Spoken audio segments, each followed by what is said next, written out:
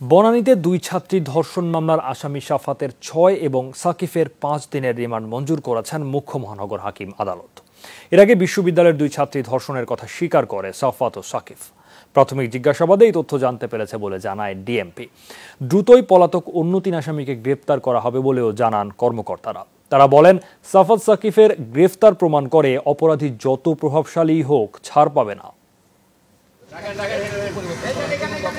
হাতকড়া পরানো এই হাতগুলো দেখার অপেক্ষায় ছিল যেন পুরো দেশ।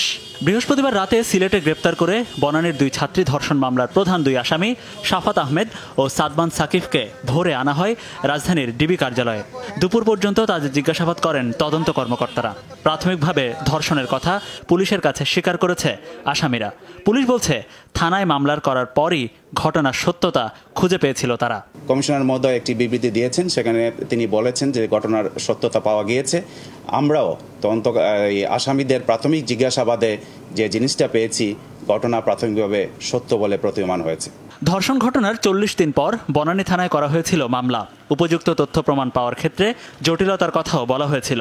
পুলিশের আশা, সব জটিলতা কাটিয়ে মামলার তদন্ত ভালোভাবে শেষ করতে পারবে তারা। পাশাপাশি হোটেল কক্ষে ধারণ করা ভিডিও বাইরে যাওয়া আটকাতে ব্যবস্থা গ্রহণ ও হোটেল কর্তৃপক্ষের কেউ জড়িত কিনা তারও তদন্ত করার কথা জানিয়েছে পুলিশ।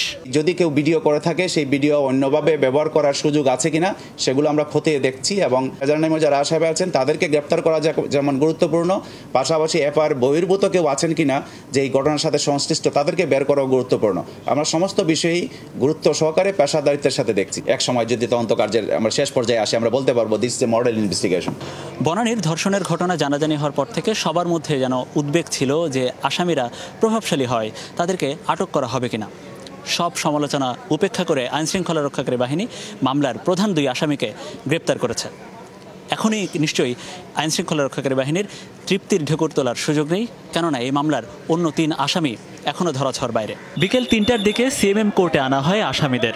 ১০ দিনের রিমান্ডের আবেদন জানায় তদন্তের দায়িত্বে থাকা ডিএমপির উইমেন সাপোর্ট অ্যান্ড ইনভেস্টিগেশন বিভাগ। শুনানি শেষে শাফাত আহমেদকে ৬ দিন এবং সাদমান সাকিফকে ৫ দিনের রিমান্ড মঞ্জুর করেন বিচারক রায়হানুল ইসলাম। আমরা বলেছি যে এই মামলার সুষ্ঠু তদন্তের স্বার্থে রিমান্ড মঞ্জুর করা হোক, কারণ এই ঘটনার সাথে আরও কারা কারা জড়িত আছে সেটা উদ্ঘাটনা প্রয়োজন আছে, কারণ এটা একটা ন্যাক্কারজনক ঘটনা।